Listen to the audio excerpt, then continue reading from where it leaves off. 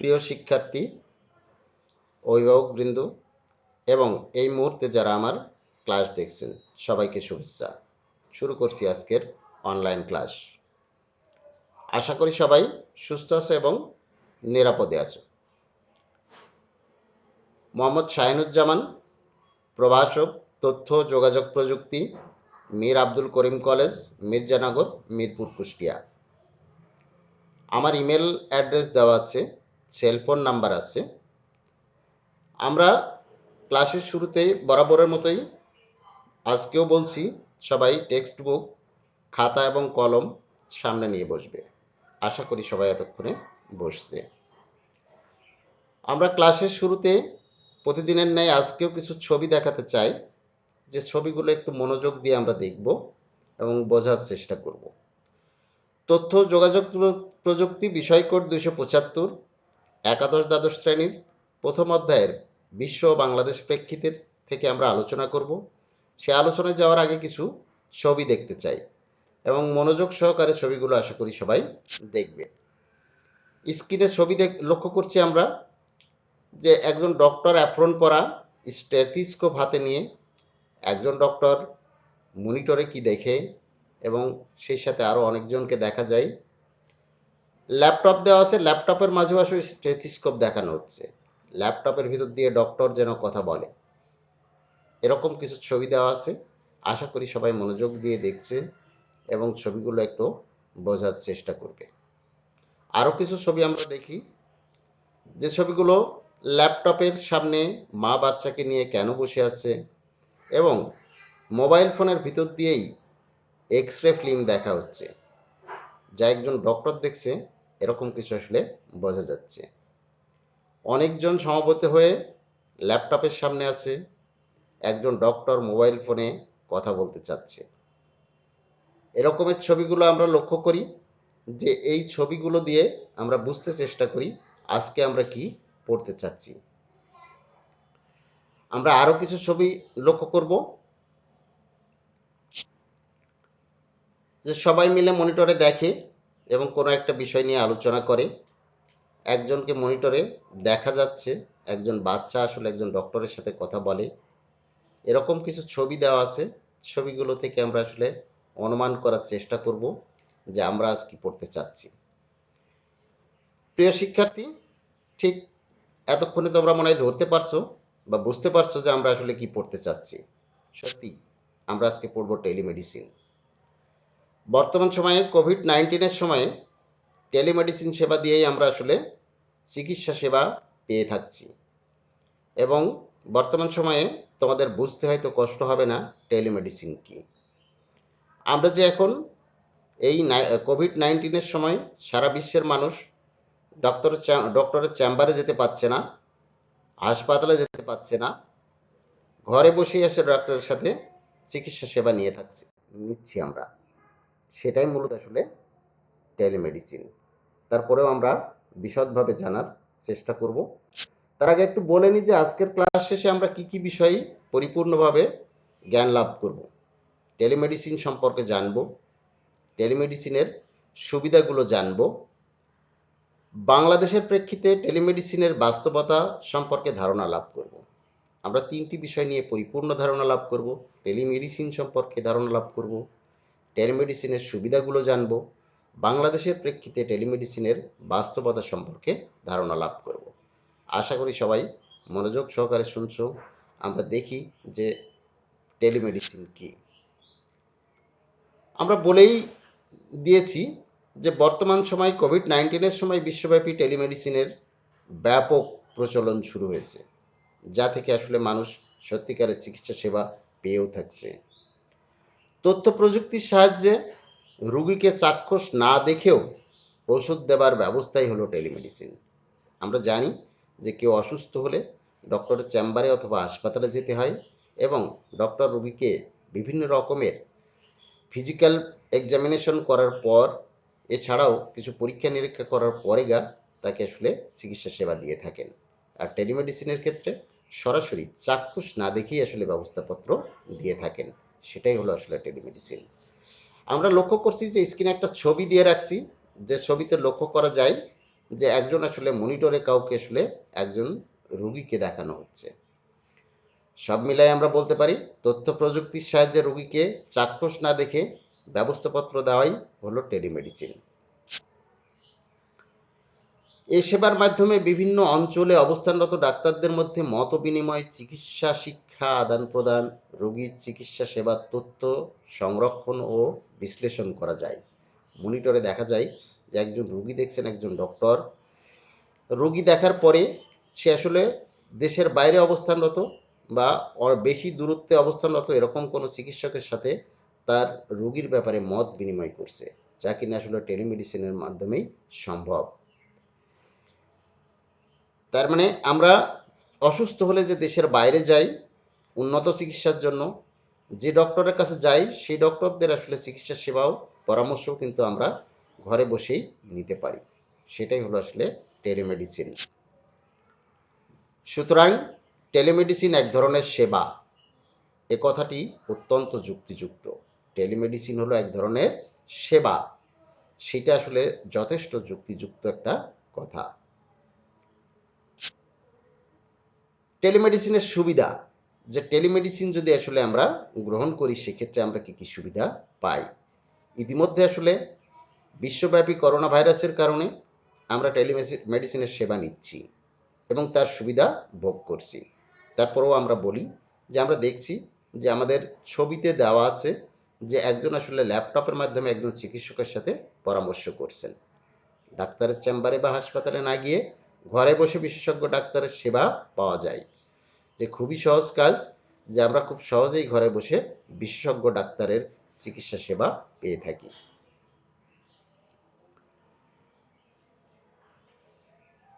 আরও কিছু সুবিধা আছে, যেমন আমরা দেখি স্বল্প ব্যয়ে দ্রুত চিকিৎসা সেবা পাওয়া যায়। টেলিমেডিসিনের মাধ্যমে আসলে ব্যয় কম হয় এবং দ্রুত চিকিৎসা সেবা পাওয়া যায়। এরকম করে আমরা একটু মনের ভাবটা প্রকাশ করতে চাই যে ল্যাপটপের মাধ্যম দিয়েই যেন ভেতর থেকেই যেন ডক্টর এসে আমাদের স্টেথোস্কোপ বুকে বসাচ্ছেন। তার মানে আসলে ব্যাপারটা এরকম, স্বল্প ব্যয়ে দ্রুত চিকিৎসা সেবা পাওয়া যায় টেলিমেডিসিনের মাধ্যমে। ডাক্তাররা অন্য অভিজ্ঞ ডাক্তারের পরামর্শ নিতে পারেন। নিজের কাছে আমি যে ডাক্তারের পরামর্শ নিচ্ছি সেই ডাক্তার যদি আসলে বিষয়টা কোনো সমস্যা বোধ করেন সেক্ষেত্রে বিশেষজ্ঞ ডাক্তারদের চিকিৎসা পরামর্শ গ্রহণ করতে পারে টেলিমেডিসিন সেবার মাধ্যমে, যা আসলে টেলিমেডিসিন সেবার অত্যন্ত গুরুত্বপূর্ণ একটা সুবিধা। টেলিমেডিসিন সুবিধার আরও সুবিধা হলো আমরা দেখি বিদেশে না গিয়েও বিদেশি কোনো বিশেষজ্ঞ ডাক্তারের চিকিৎসাও পরামর্শ গ্রহণ করা যায়। যে বিদেশি ডাক্তারদের পরামর্শ নেওয়ার জন্য আমাদের ফিজিক্যালি পাসপোর্ট ভিসা করে আমাকে সেই স্থানে অবস্থান সেখানে উপস্থিত হয়ে চিকিৎসা সেবা নিতে হয়। আর টেলিমেডিসিনের মাধ্যমে আসলে খুব সহজেই সেই ডাক্তারের পরামর্শ গ্রহণ করা সম্ভব হয়। সহজে রোগ বিশ্লেষণ করা যায়, যে রোগ বিশ্লেষণের জন্য অন্যান্য ডাক্তারের সাহায্য নেওয়া যায়। সুবিধা, সহজে রোগ বিশ্লেষণ করা যায় টেলিমেডিসিনের মাধ্যমে। রোগীদের সব তথ্য সংরক্ষণ করা যায়। ডাটা সংরক্ষণ করা একটা গুরুত্বপূর্ণ কাজ, যে রোগীদের টেলিমেডিসিন সেবার মাধ্যমে কি কথা হলো, উনি কি বললেন, আমি বুঝতে না পারলে আমি সেটাকে রেকর্ড করে রেখে পরবর্তীতে সেটা আমরা খুব সহজে বারবার শুনতে পারি বা বারবার দেখতে পারি। ডাটাবেস গঠন করতে পারি, যে ডাটা সেন্টার থেকে ডাটা ব্যবহার করতে পারে, সারা বিশ্বের লোক সেই তথ্যটা দেখতে পারে। সেটাই কিনা আসলে টেলিমেডিসিনের সুবিধা। এরপরে আমরা বলবো যে টেলিমেডিসিন প্রেক্ষিত বাংলাদেশ, যে বাংলাদেশে আসলে টেলিমেডিসিন সেবার কি অবস্থাটা হচ্ছে সে বিষয় নিয়ে আমরা এখন ক্লাস করব। টেলিমেডিসিন বাংলাদেশে এখনও একটি নতুন ধারণা, আমি বলবো যে আসলে নতুন ধারণা নয় এখন আর। আমরা করোনা ভাইরাসের কারণে, বিশ্বব্যাপী করোনা ভাইরাসের কারণে আমরা টেলিমেডিসিন সেবা খুবই গ্রহণ করছি এবং সবার কাছে এখন পরিচিত এই সেবাটি। এই সেবা প্রদানের জন্য হাসপাতালে দেওয়া হয়েছে মোবাইল ফোন, যা 24 ঘন্টা খোলা থাকে এবং এ মোবাইলের তত্ত্বাবধানে সার্বক্ষণিক একজন বিশেষজ্ঞ ডাক্তার নিয়োজিত থাকেন। যে আমাদের দেশেও একটা মোবাইল ফোন দেওয়া আছে হাসপাতালগুলোতে, সেখানে 24 ঘন্টা মোবাইল ফোনটা খোলা থাকে এবং বিশেষজ্ঞ ডাক্তার সেই মোবাইল ফোন থেকে পরামর্শ দিয়ে থাকেন, যা কিনা আমাদের দেশে। পাশাপাশি পাশাপাশি ভিডিও কনফারেন্সিংয়ের মাধ্যমে চিকিৎসা সেবা প্রদানের ব্যবস্থা রয়েছে। আমাদের দেশে আসলে ভিডিও কনফারেন্সিংয়ের মাধ্যমে চিকিৎসা সেবা ব্যবস্থা চালু রয়েছে।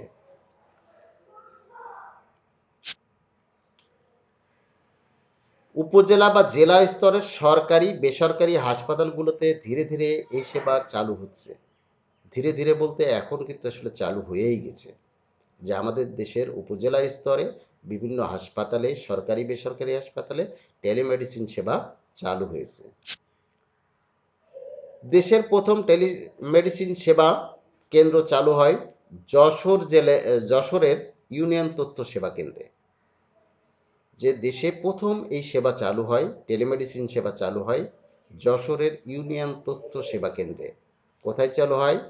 যশোরের ইউনিয়ন তথ্য সেবা কেন্দ্রে, ইউআইসি। আমরা দেখতে পারি যে সেই সময়কার একটা ছবি আমরা রেখে দিচ্ছি দেখানোর জন্য তোমাদের, যে এই সময় আসলে প্রথম টেলিমেডিসিন সেবা চালু হয় যশোরের ইউনিয়ন তথ্য সেবা কেন্দ্রে। আমরা বলছিলাম টেলিমেডিসিন প্রেক্ষিত বাংলাদেশ। দেশের 22টি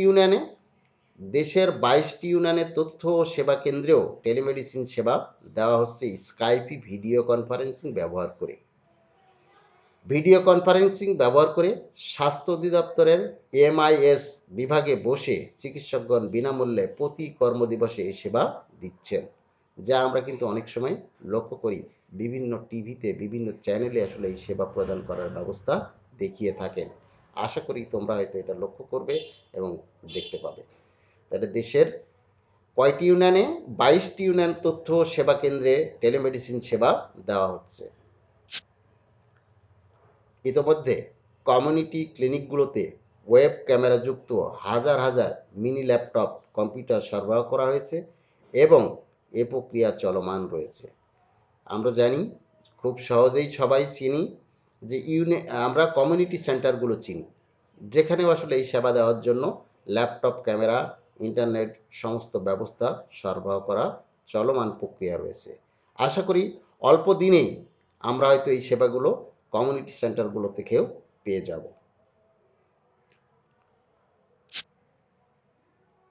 স্বাস্থ্য অধিদপ্তরের ম্যানেজমেন্ট ইনফরমেশন সিস্টেম এমআইএস শাখার একটি সমন্বয় কেন্দ্র সহ সারা দেশের বিভিন্ন পর্যায়ে বিশেষায়িত হাসপাতাল, জেলা হাসপাতাল, উপজেলা হাসপাতাল সহ 59টি হাসপাতালে আধুনিক প্রযুক্তি নির্ভর টেলিমেডিসিন কার্যক্রম চালু করা হয়েছে।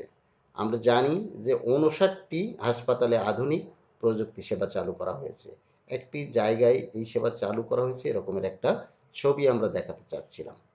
তাহলে কি হলো, যে বিশেষায়িত হাসপাতাল, জেলা হাসপাতাল ও উপজেলা হাসপাতাল সহ 59টি হাসপাতালে আধুনিক প্রযুক্তি নির্ভর টেলিমেডিসিন কার্যক্রম চালু করা হয়েছে। আমরা পড়ছিলাম, আমরা জানতে চাচ্ছিলাম টেলিমেডিসিন প্রেক্ষিত বাংলাদেশ। এইসব সেবা কেন্দ্রে নানা ধরনের টেলিগেজেট ব্যবহার করা হচ্ছে। এগুলোর মধ্যে রয়েছে tele stethoscope, tele ophthalmoscope, tele spirometer, tele thermometer, tele ECG, tele BP machine, tele pulse oximeter, tele microscope, tele glucometer সহ টেলি আল্ট্রাসাউন্ড প্রভৃতি। আমরা জানি যে আসলে প্রেশার মাপা যায় না, জ্বর পরিমাপ করা যায় না, ইসিজি করা যায় না, যেগুলো আসলে টেলিমেডিসিনের মাধ্যমে হয়তো সম্ভব নয়। কিন্তু না, এখন এই ব্যবস্থাগুলো চালু হচ্ছে এবং এগুলো দিয়ে আমরা কিন্তু খুব সহজেই এই অনলাইনের মাধ্যমেই, আমরা ভিডিও কনফারেন্সিংয়ের মাধ্যমেই টেলি থার্মোমিটার ব্যবহার করতে পারি, টেলি পালস অক্সিমিটার ব্যবহার করতে পারি, টেলি গ্লুকোমিটার ব্যবহার করতে পারি। সেগুলো ব্যবহার করে রোগ নির্ণয়ে একজন চিকিৎসকের সহায়ক হতে পারে। 25টি উপজেলা স্বাস্থ্যকেন্দ্রে টেলিমেডিসিন সেবা দিতে 3 এমবিপিএস করে ব্যান্ডউইথ সরবরাহ করা হয়েছে। যে উচ্চ গতিসম্পন্ন ইন্টারনেট সেবা ব্যবস্থা চালু করা হয়েছে কোথায়? উপজেলা স্বাস্থ্য কেন্দ্রে। দেশের 25টি উপজেলা স্বাস্থ্য কেন্দ্রে এই ব্যবস্থা চালু করা হয়েছে। বঙ্গবন্ধু শেখ মুজিব মেডিকেল বিশ্ববিদ্যালয়, ঢাকা মেডিকেল কলেজ হাসপাতাল, শহীদ সোহরাওয়ার্দী মেডিকেল কলেজ হাসপাতাল সহ 11টি হাসপাতালে ও প্রতিষ্ঠান প্রতিদিন 25টি উপজেলা কমপ্লেক্স গ্রাম থেকে আগত রোগীদের বিনামূল্যে টেলিমেডিসিন চিকিৎসা সেবা দিচ্ছে। তাহলে কি হলো?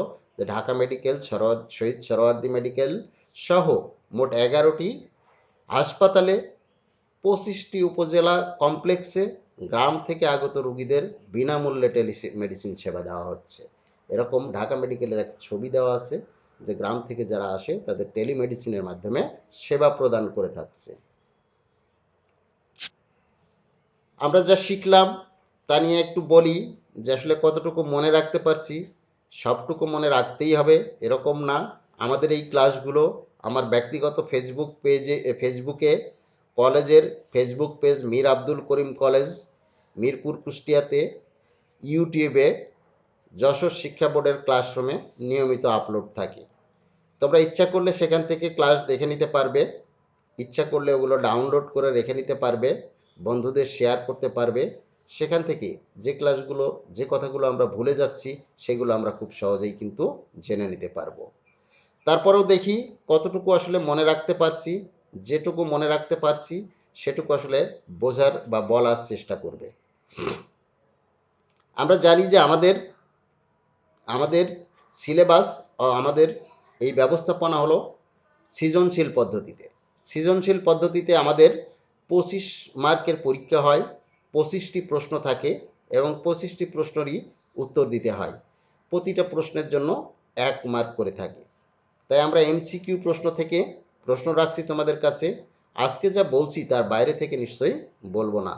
এখান থেকে আসলে কিছু প্রশ্ন আছে, সেই প্রশ্নগুলো একটু উত্তর দেওয়ার চেষ্টা করবে, নিজেরা মনে মনে নির্ধারণ করবে যে কোনটা সঠিক উত্তর হবে। তারপরে আমি আসলে সঠিক উত্তরটা জানিয়ে দেব। দেশের কয়টি ইউনিয়ন তথ্য সেবা কেন্দ্রে টেলিমেডিসিন সেবা দেওয়া হচ্ছে? আমরা আজকেই বলছি, এই ক্লাসেই বলছি, 27টি, 22টি, 32টি, না 11টি। নিজেরা একটু নির্ধারণ করো, ক, খ, গ অথবা ঘ। আমরা সঠিক উত্তরটা বলে দেব, তখন আসলে মিলিয়ে নিতে হবে। আমি বলছিলাম যে আসলে একটা নির্ধারণ করতে হবে। আমরা সঠিক উত্তর দিতে না পারলেও আমরা যদি একটা নির্ধারণ করি সেক্ষেত্রে আসলে সঠিক উত্তরটা মনে থাকা খুবই সহজ হবে। কয়টি ইউনিয়ন তথ্য সেবা কেন্দ্রে টেলিমেডিসিন সেবা দেওয়া হচ্ছে? আমরা সঠিক উত্তরটা দেখে নিই যে কয়টি। আমরা সঠিক উত্তরটা দেখে নিই যে আসলে 22টি ইউনিয়ন তথ্য সেবা কেন্দ্রে টেলিমেডিসিন সেবা দেওয়া হচ্ছে। আমরা ওএমআর শিটে আসলে এভাবে কালো করে, গাঢ় করে, গোল করে ক, খ তো গ বা ঘ, যেটা সঠিক উত্তর হয়, যেভাবে আমরা আসলে গোল করে দিই সেরকমের সিস্টেম করে আসলে প্রশ্নের উত্তরটা দেওয়া আছে। আশা করি সবার কাজে লাগবে। আমরা আরও একটা প্রশ্ন দেখব, দেশের কোন জেলায় ইউনিয়ন তথ্য সেবা কেন্দ্রে প্রথম টেলিমেডিসিন সেবা চালু হয়? আমরা আজকে ক্লাসে বলছি, কিন্তু একটু মনে করার চেষ্টা করো। ঢাকা জেলার, কুষ্টিয়া জেলার, যশোর জেলার, বরিশাল জেলার। ক, খ, গ অথবা ঘ, যে কোনো একটা আসলে নিজে নির্ধারণ করতে হবে যে এইটা আসলে হবে। যদি সেই প্রশ্নের উত্তরটা সঠিক নাও হয় তাতেও দোষের কিছু নেই, তবে আসলে পরবর্তীতে ভুলে না যাওয়ার একটা সম্ভাবনা থাকে। তাই আসলে তোমরা একটা নির্ধারণ করবে। আশা করি এতক্ষণে তোমরা হয়তো নির্ধারণ করছো যে কোনটা আসলে সঠিক উত্তর। এরপরে আমরা সঠিক উত্তরটা একটু বলে দিই, যে সঠিক উত্তরটা হলো যশোর জেলার ইউনিয়ন তথ্য সেবা কেন্দ্রে সর্বপ্রথম টেলিমেডিসিন সেবা চালু হয়। আমরা আরও একটা প্রশ্ন জেনে নিই, টেলিমেডিসিনের জন্য আবশ্যক, যে টেলিমেডিসিন সেবা দেওয়ার জন্য আবশ্যক বিশেষজ্ঞ চিকিৎসকের, রোগ নির্ণয় কেন্দ্রের, না বিশেষায়িত নেটওয়ার্কের? কতে আছে 1 অথবা 2, খতে আছে 1 অথবা 1 ও 3, গতে আছে 2 ও 3, আর ঘতে আছে 1, 2, 3। কোনটা সঠিক উত্তর হবে? প্রিয় শিক্ষার্থী, আশা করি এতক্ষণে তোমরা নির্ধারণ করছো যে কোন উত্তরটা আসলে সঠিক উত্তর হবে। ক, খ অথবা গ। ক হতে পারে, খ হতে পারে, গ হতে পারে, ঘ হতে পারে, যে টেলিমেডিসিনের জন্য আবশ্যক বিশেষজ্ঞ চিকিৎসক, রোগ নির্ণয় কেন্দ্র, বিশেষায়িত নেটওয়ার্ক। আশা করি এতক্ষণে তোমরা আসলে নির্ধারণ করছো যে সঠিক উত্তর কোনটা হবে। আমরা সঠিক উত্তরটা জেনে নিই, যে সঠিক উত্তরটা হলো সবগুলো। বিশেষজ্ঞ চিকিৎসক লাগবে, রোগ নির্ণয় কেন্দ্র লাগবে, বিশেষায়িত নেটওয়ার্ক লাগবে। তিনটা বিষয় মিলেই আসলে টেলিমেডিসিন সেবা। আশা করি সবাই মিলিয়ে নিচ্ছ। আমরা দেখি, বলে রাখছিলাম যে শুধুমাত্র আসলে ক্লাস করলেই হবে না, পড়াশোনা করতে হবে, বাড়িতে থেকেই পড়াশোনা করতে হবে। আশা করি সবাই আসলে ঘরেই থাকছো, বাইরে যাচ্ছ না। বাইরে গেলে অবশ্যই মাস্ক পরে যাবে। আমরা বাড়ির কাজ দিয়ে রাখবো, যতবার খুশি এই ক্লাসগুলো দেখে নেবে, যতবার খুশি বই পুস্তক পড়ে নেবে, যতবার খুশি প্র্যাকটিস করে নেবে। তারপরে আজকের তারিখ দিয়ে যখন লিখবে, ইনশাল্লাহ বিশ্ব মহামারী কোভিড-19 বিশ্ব থেকে বিদায় হবে, দেশ থেকে বিদায় হবে, তোমাদের সাথে সরাসরি ক্লাসে উপস্থিত হব। তখন আসলে এই ক্লাসগুলো আমি নিয়ে নেব এবং সেগুলো দেখব। এর জন্য আসলে খাতায় তুলে নাও কী কী প্রশ্ন ছিল। বাড়ির কাজ, টেলিমেডিসিন বলতে কী বোঝায়, টেলিমেডিসিনের সুবিধাগুলো উল্লেখ করো, বাংলাদেশে টেলিমেডিসিনের বর্তমান অবস্থা তুলে ধরো। প্রশ্ন তিনটে আসলে তোমরা তুলে নাও এবং খাতায় লিখবে, যতবার খুশি ততবার দেখে লিখবে, না দেখে লিখবে।